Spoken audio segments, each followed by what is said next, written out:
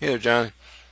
So I think you're right. I think when you think cut, you have less tendency to pull your right arm down behind you.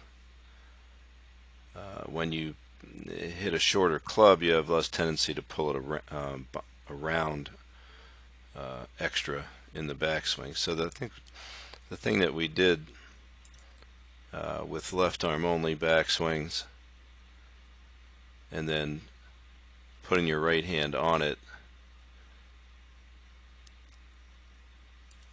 is going to be what you're going to want to do with your driver too. In fact, I think the way you would train it a little bit is just to take those left-handed, left arm only backswings, maybe with a club that's got a little bit of extra weight, and just hold, just stretch it out, hold the position. Um, Definitely would not be grabbing anything to pull on this. You don't want to pull on that joint. You just want to use the muscles that push it into position to strengthen those things and see if you can get more turn out of that side. As players get a little older, that ability to rotate the upper trunk decreases, and then the right arm and upper arm and scapula tend to work harder to make the backswing bigger, to feel more powerful. But definitely, you want to keep working the feeling of having the hands almost come out on the angle of the arm. So we don't want the right arm, we don't want it, obviously, we've done this a million times, you don't want it pulling back, and then in transition, you don't want it you don't want it driving straight down, you want it to move back in front of you. So you can see, it's a little blurry, but the path of the club is not that far behind you here in the earlier swing. You can definitely see that the club is tracking further behind your hands. It's going to be more of a positive approach. But you can also kind of see in transition that your hands are dropping a little bit more than they were here, maybe. So these are small increments, but as you can see, it's going to make a difference. Now with the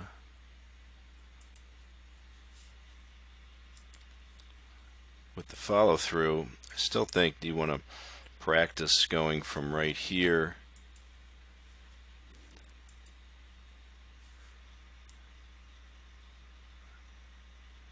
let me get a swing up next to that one.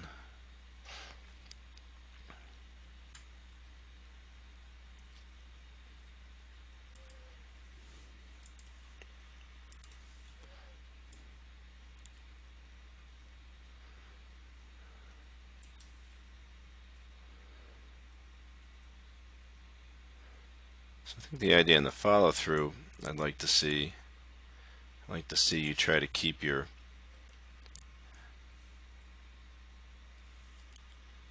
right arm extending and allow that, like you said, you had been trying to keep that left arm tucked in. I would just try to let that left arm get away from you, especially up there in the finish.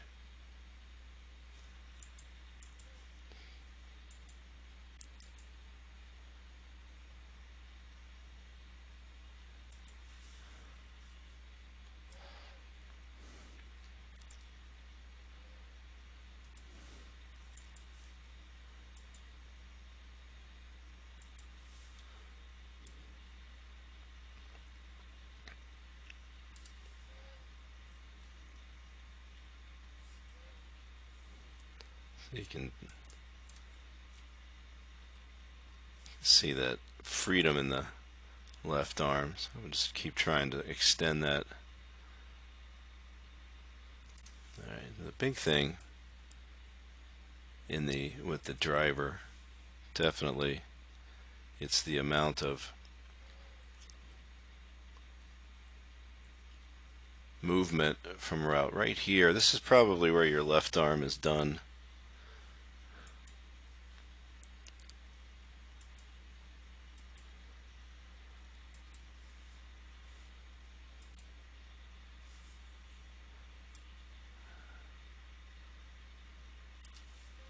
So right there is where your right arm is still in pretty good position. And then in order to get the rest of that backswing, yeah, that's where you see the right forearm traveling back toward your head. So that's still pulling, to me, that's still pulling back. And then once that scapula gets retracted back and you stretch that arm back there, when it starts forward, it reacts and it pulls down. So it's really, the whole arm is moving downward.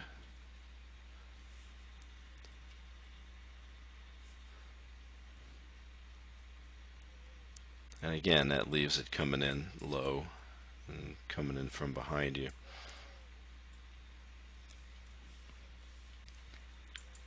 So I think I showed you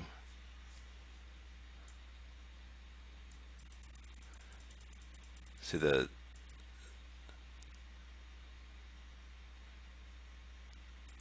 advantage that a kid like Champ has is that when he turns, he can keep the right arm more in front of him, you know, even with the driver.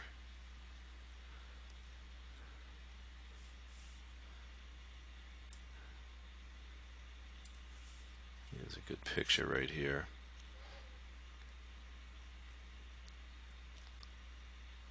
And then when he starts forward, the arm stays higher, the right arm doesn't drop down, and the hands move out. You've seen that. Get a better shot with the driver.